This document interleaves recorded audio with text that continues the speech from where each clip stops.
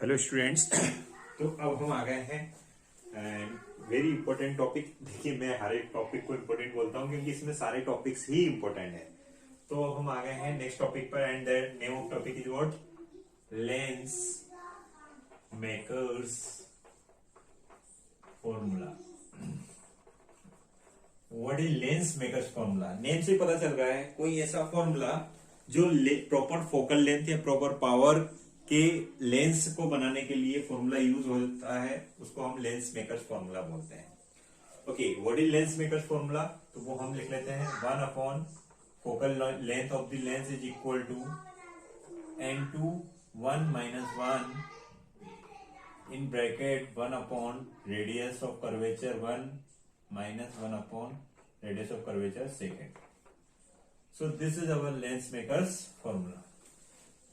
1 upon f and 2 1 minus 1 in bracket 1 upon r1 minus 1 upon r2. Yes, so we have to prove this lens makers formula, right? करें proof बच्चों, चलिए करते हैं proof. Okay, इसके लिए हमें क्या चाहिए? 2 फॉर्मूले चाहिए। And which formula we needed those reflection formula. So we know that reflection formula, तो यहां पर लिख लेते हैं reflection formula n2 upon v minus n1 upon u is equal to n2 minus n1 upon r। You know this reflection formula, right? We studied this in previous video when light is entering from rarer to denser, right? Light was entering from rarer to denser, but n2 upon, या कहें कि n2 के place पर क्या आ जाएगा? n1 upon v minus n2 upon u object distance, n1 minus n2 if this is r. Now, when light is entering from denser to rarer, so we get this expression. ये मैंने आपको बताया था previous video में। तो अब बिना time waste किए हुए हम स्टार्ट करते हैं इसका डेरिवेशन। करें बच्चों, देखिएगा। We are having one refracting surface. ये हमारे पास वन रिफ्रैक्टिंग सरफेस है और इस रिफ्रैक्टिंग सरफेस से हमने कोई ऑब्जेक्ट लिया था and object is O rays incidenting and here there was any normal. तो मैं डायरेक्ट बता रहा हूं, नॉर्मल से यहाँ पर रे बेंड हुई थी, बनी थी यहाँ पर इमेज, राइट बच्चों? तो ये इमेज एक्चुअली क्या हो रही है? फर्स्ट इमेज बन रही थी, इसको आई डेज बोला, ठीक है? Now we need to prepare a lens. तो एक हम ये वाला सरफेस लेंगे, ये वाला सरफेस। तो यहां पर एक इसका सेंटर ऑफ कर्वेचर होगा, तो इसको C1 बोला। अब ये वाला जो पार्ट लिया, सेकंड वाला पार्ट, इसका भी सेंटर ऑफ कर्वेचर यहां पर होगा, तो इसको C2 बोल दिया, राइट और नॉट? Okay, right. अब ये इमेज, फाइनल इमेज यहाँ पर इनिशियल इमेज यहाँ पर बनी, लेकिन अब ये जो फर्स्ट इमेज बनी वो ये वाले पार्ट के लिए वो ऑब्जेक्ट की तरह बिहेव करेगा और फाइनल इमेज हमें यहाँ पर कहीं मिलेगी, जिसको हमने आई बोल दिया, ठीक है? ये डायग्राम सबसे इजी डायग्राम है। इसको अगर हम ज्यादा कॉम्प्लिकेशन करेंगे या ज्यादा नॉर्मल एंड ऑल थिंग्स दिखाएंगे तो वो थोड़ा सा कॉम्प्लिकेटेड डायग्राम हो जाएगा। तो इसलिए हम ट्राई ये करें कि इसको सिंपल जितना हो सके उतना सिंपल बनाएंगे, ठीक है बच्चों? ओके, यहां से यहां तक की डिस्टेंस हमारी R1 होगी और यहां से यहां तक की डिस्टेंस R2 होगी। आप कहेंगे सर साइन कन्वेंशन यूज कीजिए। मैं कहूंगा कि साइन कन्वेंशन अब नहीं यूज करना है, because we have to use reflection formula to drive this expression, ठीक है? और यहां से यहां तक क्या डिस्टेंस है? Object distance, you know. अब यहां से ये फर्स्ट इमेज बनी, उसको image distance, first image distance बोला है, और फाइनल इमेज जो डिस्टेंस है उसको v बोला है, ठीक है बच्चों? ये वाली डिस्टेंस, ये वाली हमारी v है, ठीक है? मिडिल से अब हम लेंगे सारी डिस्टेंस। ये वाली r है,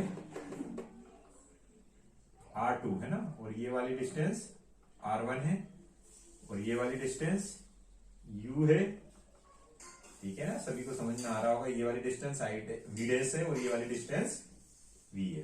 क्लियर? ओके, नाउ इसमें 2 पार्ट्स हो रहे हैं। सो व्हेन ये रिफ्रैक्टिव इंडेक्स n1 से बना हुआ है, ये रिफ्रैक्टिव इंडेक्स n2 से बना हुआ है, और ये फिर से n1 आ रहा है, ठीक है? तो क्या लिखेंगे? When light enters from N1 refractive index medium to N2 means जिसका रिफ्रैक्टिव इंडेक्स N2 है, then by refraction formula, refraction formula बताइए रिफ्रैक्शन फॉर्मूला क्या आया था, N2 upon B minus N1 upon U is equal to N2 minus N1 upon R. Yes और no? ये expression हमें पता है, ये एक्सप्रेशन हमने ड्राइव भी किया है। अब हम इस सिचुएशन के अकॉर्डिंग बनाएंगे। N2 तो हमारा N2 ही होगा, ये जनरल फॉर्मूला, जनरल फॉर्मूला। अब बताइए इसके अकॉर्डिंग N2 इमेज डिस्टेंस क्या बनी है, V dash, image distance V dash minus N1 as it is है, ऑब्जेक्ट डिस्टेंस क्या है, U ही है, तो U ही लिखेंगे। बताइए N2 के प्लेस पर N2 ही होगा माइनस N1 के प्लेस पर N1 ही होगा और R के प्लेस पर हो जाएगा R1। ये यहां से यहां तक की डिस्टेंस। ठीक है बच्चों, इसको हम इक्वेशन फर्स्ट बोल देते हैं। ओके ओके ओके, यहां तक क्लियर है? चलिए बहुत अच्छे। अब आता है now light is entering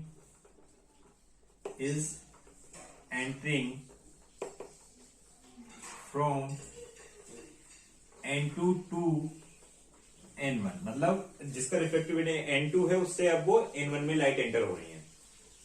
then object distance, अब ऑब्जेक्ट डिस्टेंस कौन सी होगी बच्चों, ध्यान रखिएगा। ऑब्जेक्ट डिस्टेंस जो फर्स्ट की इमेज बनी वही ऑब्जेक्ट डिस्टेंस हो गई, तो हम ऑब्जेक्ट डिस्टेंस को क्या लिखेंगे, V dash. Object distance is V dash and image distance is v, ये फाइनल इमेज डिस्टेंस होगी। ठीक है। एंड रिफ्रैक्टिव इंडेक्स जो N2 है वो किसको रिप्लेस कर जाएगा, N1 को, और जो N1 है वो किसको रिप्लेस करेगा, N2 को, और जो R1 है वो किसको रिप्लेस करेगा, बताइएगा, R2 को। तो अब क्या बताइए, नाउ ये इसके बाद में, now again bye reflection formula, बताइए N2 के प्लेस पर N1, V डैश के प्लेस पर V, माइनस के प्लेस पर माइनस, N1 के प्लेस पर N2, U ऑब्जेक्ट डिस्टेंस था तो इसके प्लेस पर V, बताइए N2 के प्लेस पर N1 माइनस N2 और R1 के प्लेस पर R2। यस और no? This is our second equation. ये सेकेंड इक्वेशन होगी। यहां तक क्लियर है? Okay, very good. तो फर्स्ट और सेकंड इक्वेशन क्लियर है, डायग्राम भी क्लियर हो गया है। तो अब हम क्या करते हैं, सम कर देते हैं। We are going to add first equation and second equation. General equation की कोई जरूरत नहीं। तो लेफ्ट को लेफ्ट में ऐड कर दिया, राइट को राइट में ऐड कर दिया। बाय फर्स्ट एंड सेकंड क्या करना है, सम करना है by adding first and second. तो क्या जाएगा, N2 upon V S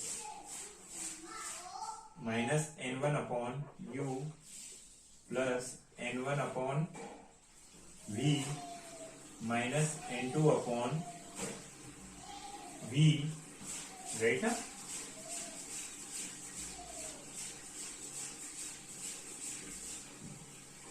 N1 upon V, ये क्या है बच्चों, ये ऑब्जेक्ट डिस्टेंस हो जाएगा। ऑब्जेक्ट डिस्टेंस क्या होता है, वी डैश, तो ये वी डैश आएगा, ध्यान रखिएगा, वी डैश है ना। ऑब्जेक्ट डिस्टेंस क्या हो गया, ऑब्जेक्ट डिस्टेंस वी डैश, यहां पर लिख देते हैं। ठीक, ओके। बताइए लेफ्ट साइड का क्या था इसमें, N2 minus N1 upon R1 add कर रहे हैं, प्लस क्या है N1 minus N2 upon R2। Yes और नो? चलिए, इतना समझ में आ गया होगा। ओके,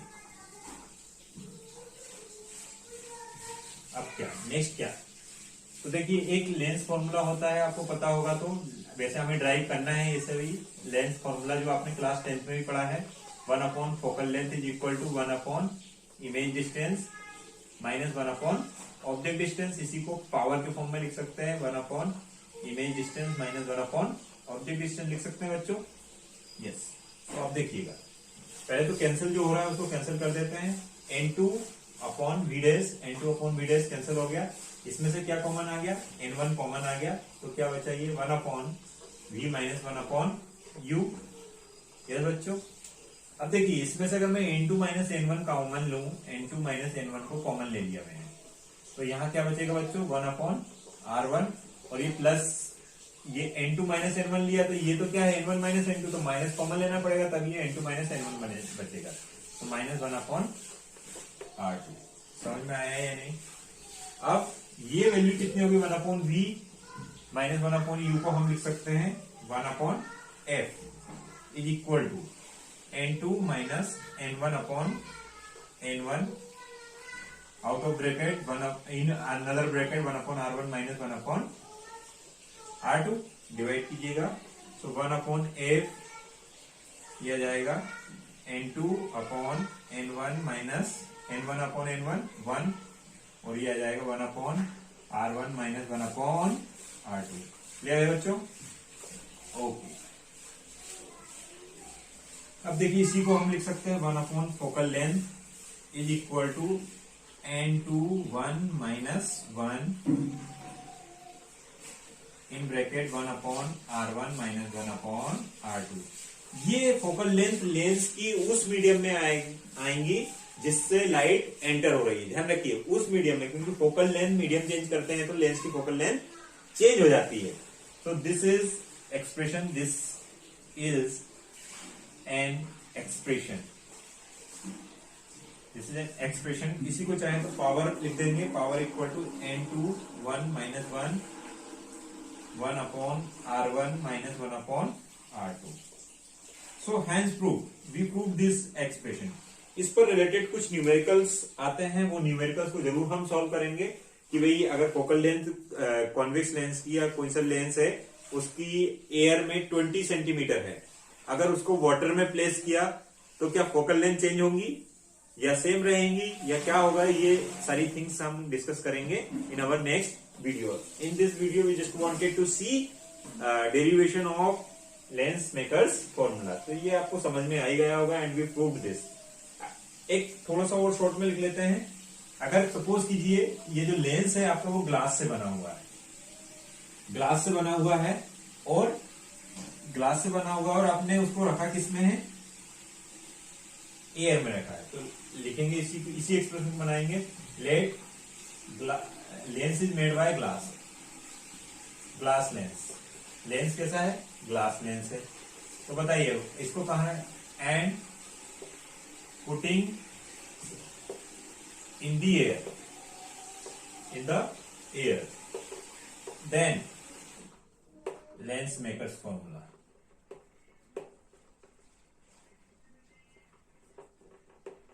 ठीक है बच्चों, तो 1 upon focal length of that lens in air is equal to refractive index of glass with respect to air minus 1, यह जाएगा 1 upon R1 minus 1 upon R2।